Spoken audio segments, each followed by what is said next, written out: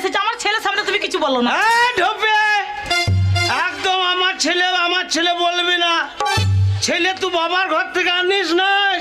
মাথাকে কি বলবো? ছেলে আমার না, ছেলে পঞ্চায়েতের। হ্যাঁ ছেলে তোমারই, তোমার মায়ের পেট থেকে সরকার ইঞ্জেকশন দিচ্ছে, তাহলে মাল পঞ্চায়েতের লয়। তুমি চুপ করে দাঁড়াও। মা, দরজা খোল। আরে বাবা, আর বাবা তখন অজয় গাবাই বলেছিল। আমার সোনা রে, কোথায় ছিলি রে সোনা? আরে আমি বাইরে দাঁড়িয়ে আছি, তোরা ঘরে ঘরে খাজুরি গুড় করছিলি নাকি?